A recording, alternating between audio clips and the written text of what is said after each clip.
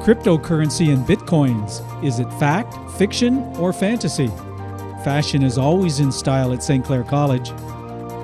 And thanks to Tim Tebow, Windsor has a night to shine. These stories and more on MediaPlex News Now.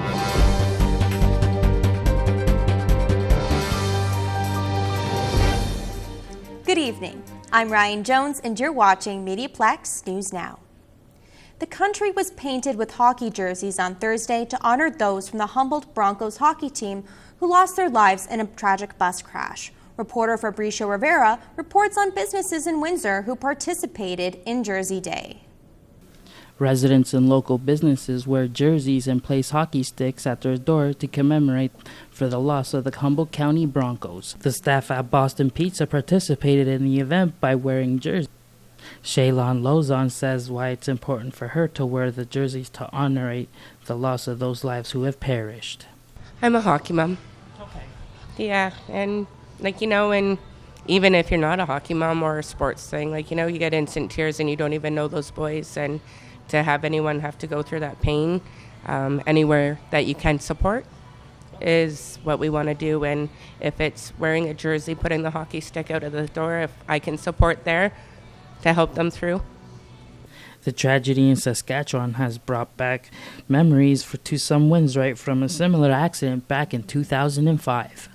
Brad Bondy, who is a local real estate agent, tells me why it's important for Canadians to stick together at times like these. Every time we had something in Windsor a few years back with our Windsor Wildcat organization, right? Not to that extent, but there was loss of lives and to great good people, and every time that hits a community, whether it's here, whether it's there, it affects all Canadians, and it has to affect all Canadians, because being Canadian, one, we're proud, and two, we just have to be there for each other. For MediaPlex News, I'm Fabricio Rivera.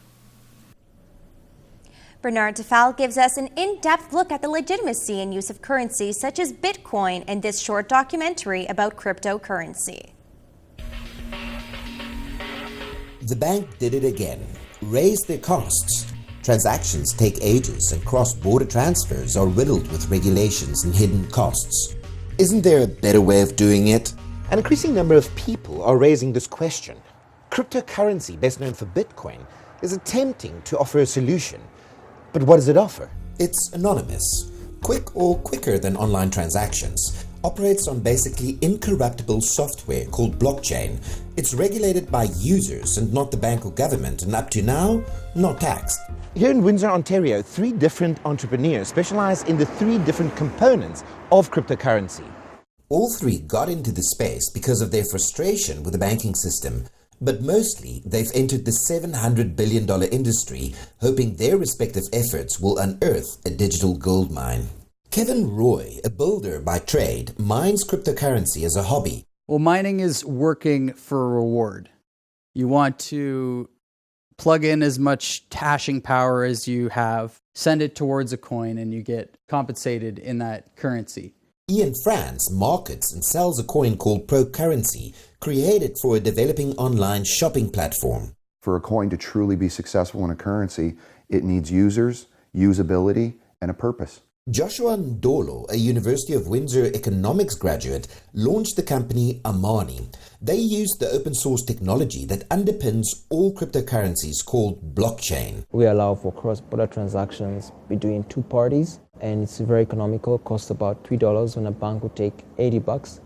Takes you about a day when a bank would take 3 to 4 business days. Dr. Muharrem Kanyev, University of Windsor Associate Professor of Law, has his reservations about the sudden rise of this trending, unregulated private currency. What advantages does a cryptocurrency offer an ordinary consumer, and what value proposition does it provide an ordinary consumer that an existing fiat or national currency does not have? Similar questions were asked of disruptive and mostly unregulated innovations such as Airbnb and Uber, taking a combined bite of almost $1 trillion out of their respective legacy industries.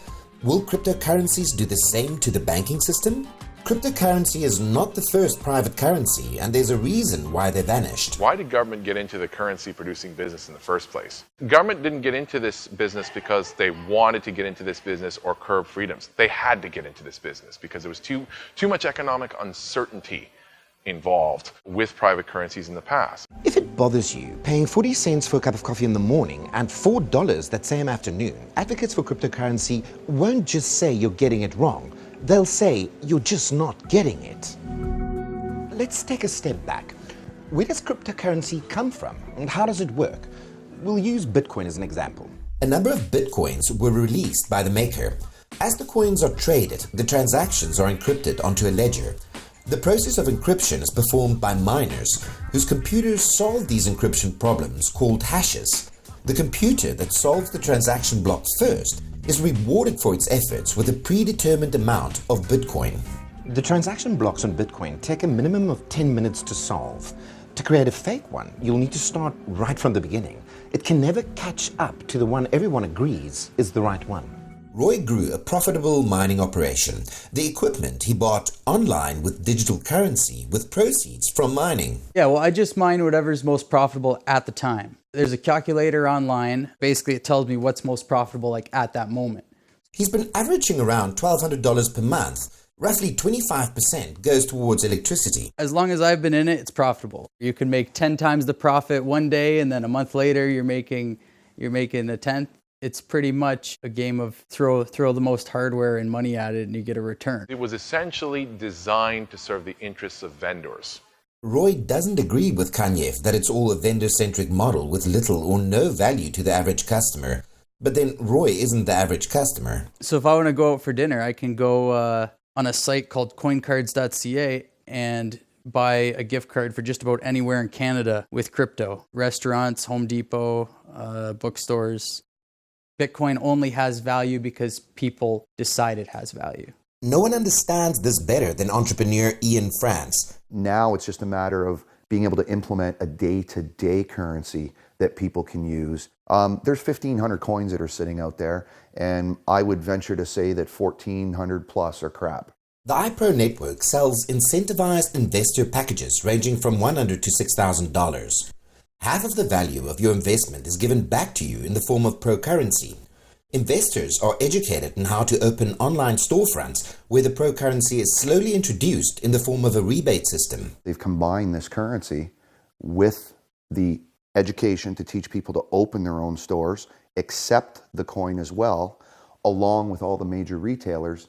So they've developed this ecosystem to keep people there utilizing the coin. The coin's success relies on mass buy-in. France realizes that for this to happen, he needs to forsake some of his libertarian leanings. I believe that some sort of centralization, some form of regulations will benefit the actual overall digital currency industry. In the long term, the problem that might arise in a scenario where online storefronts only accept pro currency is monopolization, where the store is the bank, is the user's online wallet and exchange. Are we simply exchanging one set of intermediaries with another? All cryptocurrencies are trying to become more consumer-centric.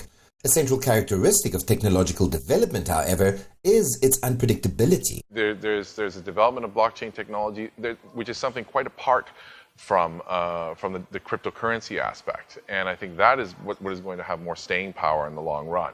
The potential of this digital innovation was embraced by Joshua Ndolo, a Kenyan national who came to the University of Windsor on an athletics scholarship to study economics. There was no easy way of transferring money to and from Africa.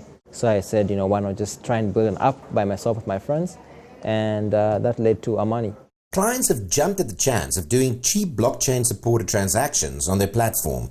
Ndolo acknowledges that cryptocurrencies are currently a speculative and dangerous trend. Because if you have so many people buying into this trend, buying into this craze, you inflate the price, and that could lead to a lot of misfortune. For someone in the Western world who's lived in an environment where the financial system actually works and is functional, but not see the necessity for a new way of doing finance. It might very well be a marginalized economy that paves the way towards global adoption of cryptocurrencies. So I think you'll have a lot of countries that have been left back due to their access to financial instruments. It could be a mass movement. It could be an economy that adopts it and does really well, and others look up to it and say, well, they're doing really well over there. Why don't we adopt it over here so that we can keep up or learn from them? Kanyef is concerned about the absence of consumer protections. If a vendor refuses to reverse a transaction, I can call my credit card company, they can reverse the transaction, they can help protect my interests. If I'm buying something with cryptocurrency, I'm essentially sending cash in the mail. And I don't necessarily know who I'm doing business with. but to Ndolo, that's exactly the purpose of peer-to-peer self-regulation. So anybody who's unethical, anybody who's immoral performing transactions will all be able to spot you and maybe stop doing business with you. Until now, the banks had been doing that. They would check who was fraudulent, they would check all this stuff, but now they don't need to. We can do it for ourselves. The anonymity and the absence of a central regulator are what make investing and using cryptocurrency attractive. It's not impossible that this libertarian utopia can come crashing down in the wink of an eye. If this becomes more widespread, and if this looks like that it's going to be a vehicle for tax evasion or excessive tax avoidance, then governments will become involved. The nature of the internet and blockchain is open source and self-regulated, instantaneously evolving sharing platforms. Their very existence is completely dependent on an inclusive and active participatory user community. Out of these reciprocal interactions, a consensus is reached on the value of cryptocurrency. Despite looming legislation and extreme fluctuations in the value of cryptocurrency, there is money to be made, whether mining, trading, or buying shares in cryptocurrency businesses. Kyle Rose hit the runway to bring us a behind-the-scenes look at St. Clair College's fashion show finale of the year. Take a look. You think you have what it takes to be a fashion designer or be in fashion? Maybe you want to be a model. Well, here at St. Clair College, we have all the opportunities for you, and they're having a show on April 26th, but the tryouts are here at the Ford Center at St. Clair College main campus. The end-of-year fashion show is always a big shebang. Coordinator Dee Shrelly understands the importance of prepping models and ironing out the final details. What we have is we have our fashion show coming up, end of the year fashion show, which is on Thursday, April 26th. So what we're doing here is we're prepping models. So we did a call out, a tryout. So we had a bunch of models come in, and we had them basically try out for the show. So we had them do a quick little runway walk to see, if they sort of meet the criteria we're looking for. Then we took their measurements, all their contact information, and we also snapped their photo. We have a model book, so we put all the models in that model book. And then the students go through it, and they're all looking for different models of different sizes and different looks. They select the model that suits their collection, and then they contact them. There was a lot of diverse looks, a lot of different sizes. Some people actually came in real casting clothing. I thought it was pretty cool. Some of the girls came in black skinny jeans and black tank top. Yeah. So I thought it was pretty cool that some people had the actual knowledge what a real casting could be like. So the modeling was open to anybody with or without modeling experience. So we do get a lot of models who have experience already, but we also get some newcomers as well. And if we think we can work with them, then we do a little bit of a training workshop with them and sort of get them where they need to be. The show is Thursday, April 26th. Doors are at 7, show starts at 8. The tickets are $25. It's at the Student Life Center here at the college. Tickets can be purchased here in our Fashion Design Lab in the Ford building, or they can be purchased on eventbrite.com. This event was not just for models, but for fashion design students themselves who got the opportunity to make clothing and design their unique wardrobes. For MediaPlex News Now, I'm Kyle Rose. A recent winner of BizX Magazine's 40 Leaders Under 40 Award came to the studio to talk with Grace Bauer about her role in the community. Check it out in this edition of 3 Minutes With. Hello, my name is Grace Bauer, and this is 3 Minutes with Yvonne Pilon. Yvonne is the CEO and Director of WeTech Alliance in Windsor. Thank you for coming on the show today. Can you tell us a little bit about your business, what you guys do? So WeTech is one of 18 regional innovation centers in the province of Ontario, and to make it short and sweet, we do 3 things. Our primary bread and butter is to accelerate technology and innovation-based companies. Number 2 is to help build that tech talent, so to help other companies grow. And number 3 is just to be advocates and promote technology innovation in Windsor, Essex, and Chatham-Kent. Awesome. And you guys do different events as well. Can you tell us a little bit about any upcoming events or projects? Yeah, so a big thing coming up is the first robotics championships happening at the end of the month in Detroit, and we have a lot of other great events. Nerd Olympics 3 is coming up. We'll be hosting our second annual Tech Week in October, so we're gearing up for a really exciting couple next quarters. Awesome. And you do also, you're a big YQG advocate as well. Can you tell us a little bit about how you've promoted YQG, any events that you've been involved in as well? I think for me it all stemmed from seeing all my friends leave the city. So I've been an advocate for youth retention, trying to get people connected and build roots locally. And a lot of that is just there's a miscommunication. Not everyone knows all the great things happening in Windsor-Essex. So I've used social media to leverage and to promote all these great things, again, to kind of change that or do that Windsor 180 to get more people to say, hey, why not Windsor-Essex? Exactly. You're also an advocate for women in business and women in leadership roles. How have you advocated that? By just kind of leveraging and piggybacking on some great initiatives. One is called Move the Dial. It's trying to get more women into tech. Believe it or not, only 5% of Canadian tech companies have a female founder. Only 8% have a female on their board of directors and 13% their executive team, so there's lots of work to be done. And we have a huge skills gap in terms of the tech world, and I think women can play a really big role in filling that. And finally, there have been some rumors that you may be running for local office. Are those true? What are your thoughts on that? So we'll just say that's a rumor. A lot of people, obviously, optically, it seems politics is the next step. Doesn't mean it is. I love, I've got a great opportunity with WeTech and I want to see that through. But the goal for me is just to get more young people and more diversity, more females involved in politics, whether it's myself, but again, I want to be that beacon to say we need more women and more diversity in age, culture, gender, whatever it may be in politics at all levels. Awesome. All right. Well, thank you so much for being on the show today. This has been 3 Minutes with Yvonne Pilon. We are past the halfway point in April, but you wouldn't have guessed it by looking outside today. And there is still more snow to come. Let's take a look at our weekly weather forecast. Tomorrow it will be rainy with a high of 6. Thursday there is a chance of more rain and flurries with a high of 5. On Friday, we will see a mix of sun and clouds with a high of 6, and spring weather may return as we head into the weekend and next week with nothing but sunny skies and climbing temperatures. The Windsor International Film Festival brings international films to Windsor. However, the University of Windsor Film Festival gives Windsorites a chance each year to see local talent showcased. Here's Marge Wren with more. Although it is spring now and the cold and the rain of yesterday did not give Windsor any spring feeling, but the Crystal Theatre last night, the young filmmaker from the University of Windsor used their work to give the audience a spring feeling from their energy and passion. 11 films, 22 awards, the 41st University of Windsor Film Festival opened the door for people who love films. Drama, comedy, action, thriller, and documentary. All the works directed by communication, media, and film program students from 1st to the 4th year at the University of Windsor. After loads of lost sleep and hundreds of hours of work, students can finally show off the best work to community. Film festival organizer Jima Kumio also is a film student from University of Windsor.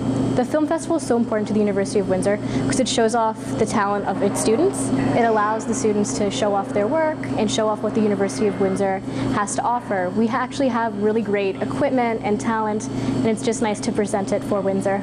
Alan Hale is one of the graduating students from Communication, Media, and Film program. This is his last film festival, and he presented at least 4 of his work to the audience. I think it's really, really cool that we're able to get this big auditorium and show these people have been working on for possibly their this entire year. These people put their blood, sweat, and tears into these pieces of work, and now they're finally able to show these things off. He also showed a film called Still that he had done by himself, from conception to shooting to editing. It's just a really big deal to me because it was really showcasing something that was truly mine, and it was just a very surreal experience, just being able to watch something that you spent so much time and so much energy and a lot of times quite a bit of money, and you're finally able to see it in front of an audience and just have see their reaction. The University of Windsor will hold a film festival next year to present more student work and show their capability.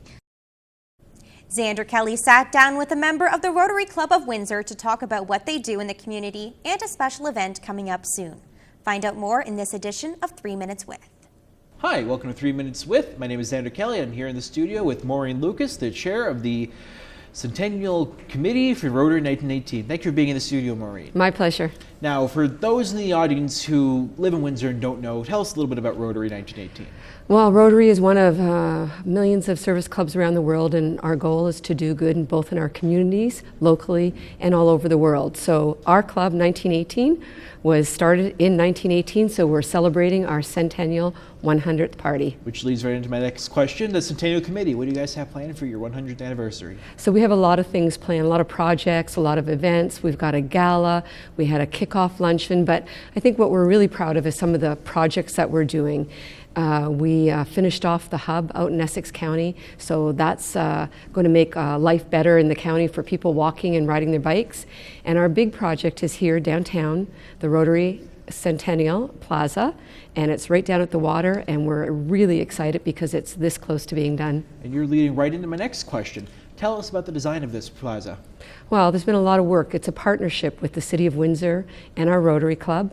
A lot of supporters like Enwin, but all of these people came together to make something that both our club would be proud of, but also that the City of Windsor will be very proud of. People are going to come from all over, tourists, and even community downtown, and they're going to find a beautiful plaza with wonderful features and lots of places to sit and relax, sit on a swing, have lunch at a picnic bench. It's all going to be in the Rotary Centennial Plaza.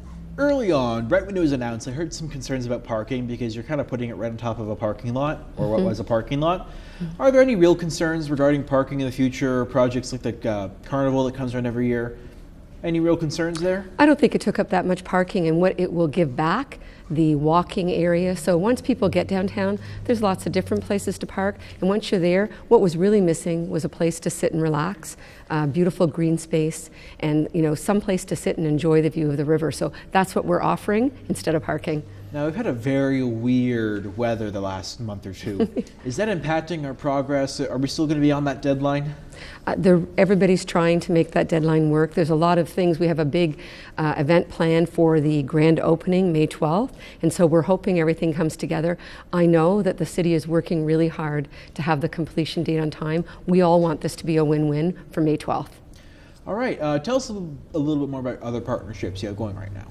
Well, I mean, that's what Rotary does, is we build partnerships through the community. So through the years, we've done things with the John McGivney Center. We've done things with Maryvale, the Children's Safety Village. There's so many partners that we have, but specifically for the Centennial, I mean, the mold makers have come out and said they're going to be doing some metal work. Enwin is going to be supplying the lighting. There's so many people that have purchased picnic tables and picnic benches and swings. So really, it's about the community and a large number of people in the community all making it happen. All right, and I think that pretty much wraps up our time for today. Yeah. Thank you for being in the studio, Maureen Lucas. This has been 3 Minutes With. And what's that opening date again? May 12th. We hope the community will come on out and join us because it's going to be a wonderful day. May 12th. Be there. Thank you for joining us at 3 Minutes With. Thanks, Xander. Windsor took part in a special prom event that takes place every year across Canada and the U.S., started by Tim Tebow. Grace Bauer was there to bring us the story. People with developmental disorders gathered at Western Secondary School to partake in prom. But for many, it was their first time attending one. Night to Shine is an event put on by the Tim Tebow Foundation. Tim Tebow, current professional baseball outfielder under the New York Mets organization, has a heart for people with disabilities. He started the Tim Tebow Foundation in 2010 to bring faith, hope, and love to those needing a brighter day in their hour of need. Through the Tim Tebow Foundation, he began what is called Night to Shine. Night to Shine is held across the U.S., with only 2 being hosted in Canada. The event is usually put on by local churches. Windsor's Night to Shine was hosted by the Gathering Church Windsor. Patty Leno is the pastor's wife and was one of the main coordinators of the event. The purpose of the event is to show God's love to people with special needs so that they know that God loves them and the community loves them and our volunteers love them, and we really want them to shine and have just an amazing evening. And I think that's happened tonight. There's so many smiles. People are really happy and enjoying themselves. Attendees were treated to dinner, dancing, karaoke, and began the night by walking down a red carpet. Wayne Matthews attended the event. I've been at prom. I was at prom a long time in Simcoe High School, but I've never been prom like this before. This was Windsor's second annual Night to Shine, and Lino said she hopes there will be many more to come. MediaPlex News, I'm Grace Bauer. The weather is not great for running outside, but that isn't stopping people from staying fit. Kylie Turner reports on Fit Fest in Windsor. Although it's spring, it seems like it's more winter with all the snow on the ground, rain and sleet and hail. So that's given me more time to work on my summer body. And that's why I went to the Windsor Fit Fest this past weekend. The Windsor Fit Fest is a new health, wellness, and fitness festival which held its first event at the Serbian Center. The event was founded by Amanda Garrett, who is known locally for her fitness journey and losing 150 pounds naturally. I started writing a blog about my adventures in weight loss, and it got picked up by an editor from Women's World magazine, and they did a story on me. That story kind of thrust me into our local spotlight, in a way that I hadn't really anticipated. I certainly did not lose weight for any of the accolades. But with being given the spotlight, with being given the chance to influence and motivate people, it put me on a platform. Garrett was inspired to create the event because she wanted to help give back. A guest speaker at the event was Rob Fletcher. He's the creator of America's Next Great Trainer and had an important announcement at the event. Two amazing people, Amanda Garant and Claudia, brought me here. They told me what they're doing, and it's awesome, promoting health, fitness, and wellness, so I'm all about that. And also, we are launching now, Canada's Next Great Trainer, so it's pretty exciting. Garrett said there will be another Fit Fest in the future. For more information, visit windsorfitfest.com. I'm Kylie Turner for MediaPlex News Now. Pet value stores and animal rescue organizations collaborated to find a home for some furry friends. Christina Chibani has the details on this event. Are you looking to adopt a dog or a cat? This past weekend, For the Love of Paws hosted their Whiskers in the Wild West event. This gives animal lovers a chance to adopt in the store. The 3-day event took place at Pet Value St. Clair Beach and Pet Value Westminster, where animal rescue groups and volunteers set up educational booths and fun activities to raise awareness about the importance of adopting animals. Nicole St. Tonge from Canet Canine Treats for Dogs said the event is to support various animal organizations. And the various pet values, the Pet Value Westminster, which is this location, Pet Value Riverside, and Pet Value St. Clair Beach have had vendors, rescues, and activities going on all weekend long since Friday, so this is day 3.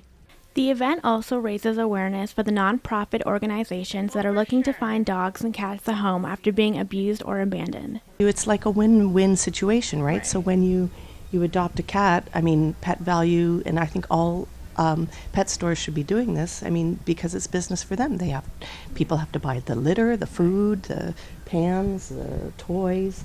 If you're interested in adopting, visit fortheloveofpaws.com. From MediaPlex News Now, I'm Christina Shimani. Thanks for tuning in. We'll be here every Tuesday night of the summer, but this is our last one for the school year. I'm your host, Ryan Jones, and you've been watching MediaPlex News Now.